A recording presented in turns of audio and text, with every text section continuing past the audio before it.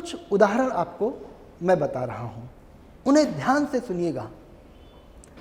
जब हम किसी भी एग्ज़ाम की तैयारी करते हैं, कोई भी एग्ज़ाम हो, MPPSC हो, UPSC हो, व्यापम के कोई एग्ज़ाम हो, फॉरेस्ट का एग्ज़ाम हो, कॉलेज के एग्ज़ाम हो, जब हम किसी भी एग्ज़ाम की तैयारी करते हैं तो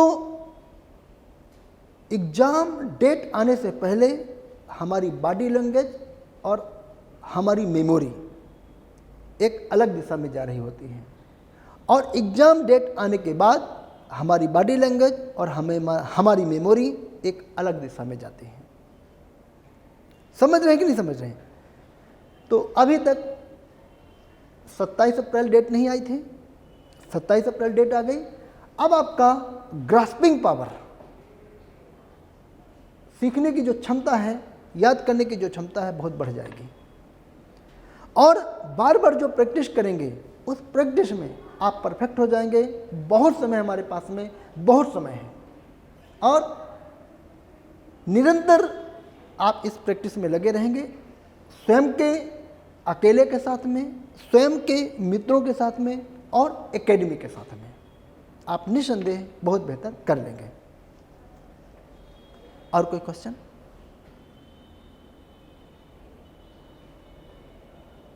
चलिए,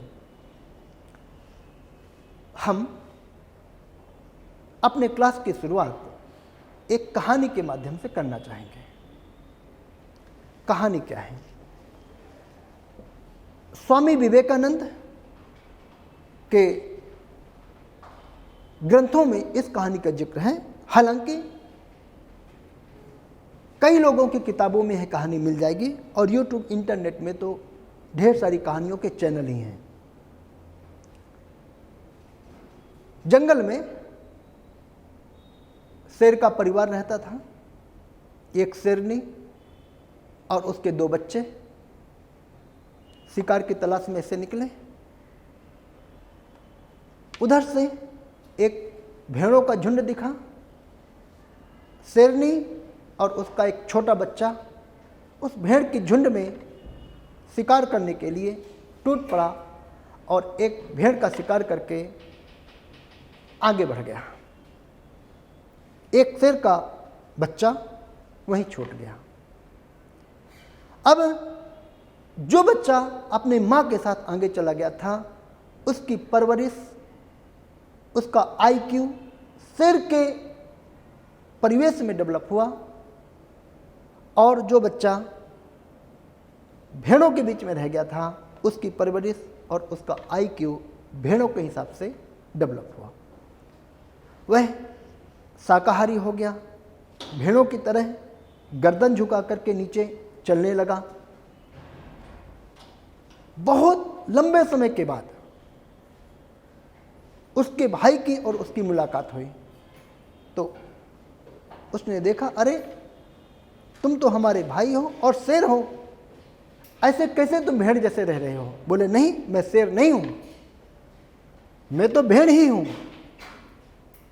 बोले, नहीं, तुम शेर हो, तुम भेड़ नहीं हो। नहीं, मैं तो भेड़ ही हूं, शेर नहीं हूं।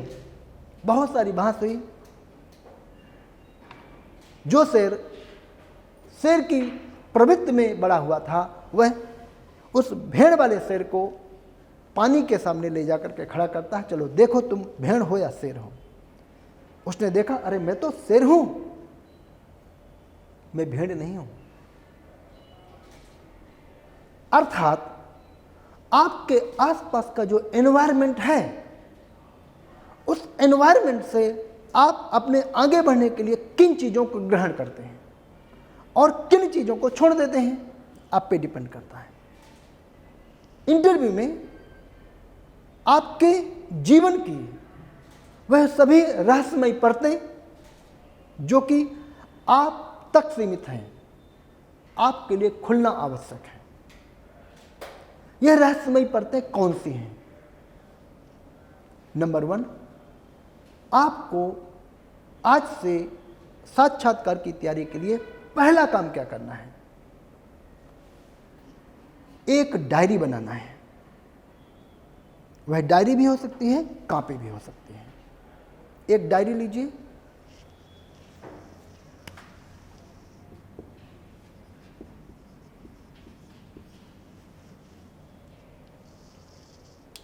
इस डायरी में जहां से आपकी मेमोरी साथ दे रही हो, कुछ लोगों की चौथी क्लास से दे रही होगी, कुछ की 5th क्लास से, कुछ की 2nd क्लास से दे रही होगी,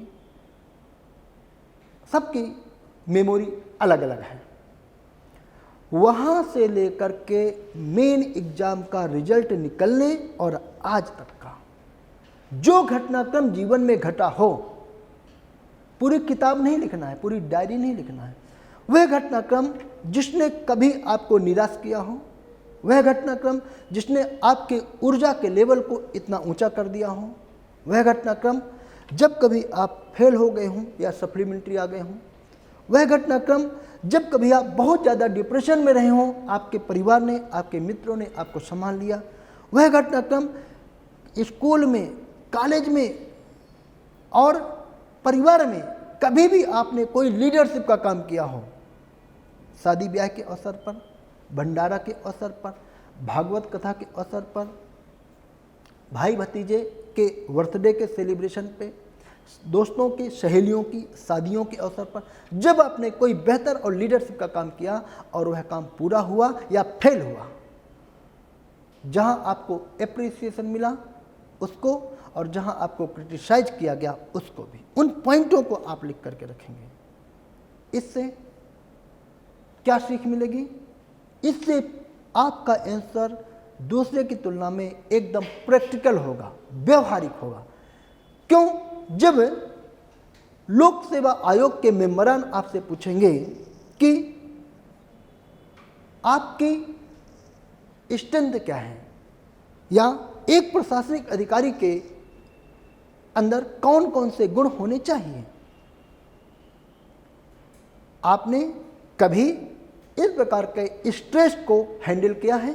जब सिचुएशन बेस्ड क्वेश्चन आएंगे तब आपके जीवन में ये जो घटनाएं घटी हैं इनको आपको अपनी ताकत बनाना है। तब बताना है कि सर मैं जब 10th में था या कॉलेज में था या 8th में था, और यदि नहीं घटी हैं तो कोई बात नहीं, कोई बात नहीं।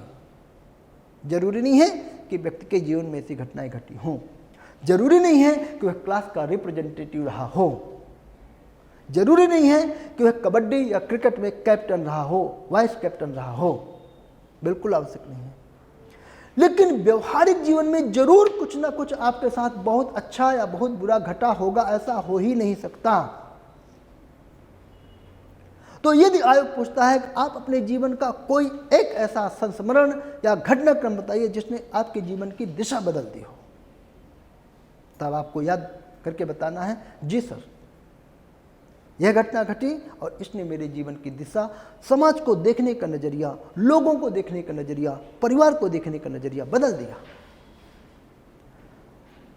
और इस डायरी को आप संभाल के रखेंगे, किसी के हाथ में नहीं लगे, क्योंकि उसमें कुछ ऐसी बातें लिखी होंगी जो आपके लिए भविष्य में माइनस पॉइंट होगी।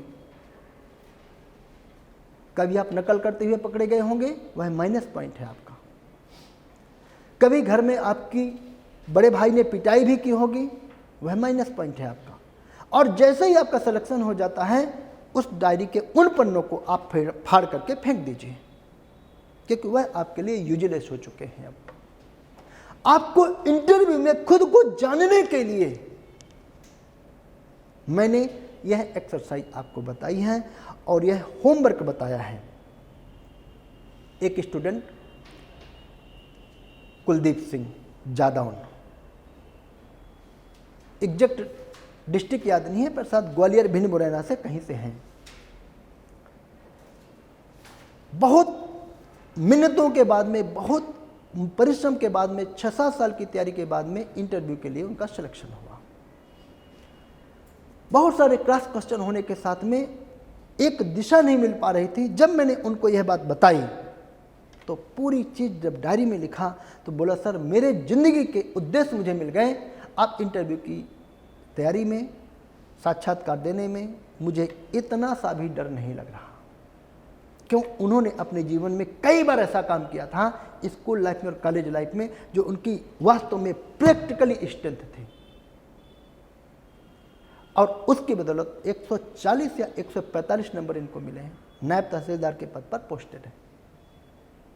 नरेंद्र सिंह सोमवंशी, कौटिल्य अकेडमी, 3 इंद्रपुरी, भंवरकुआ चौराहा, इंदौर।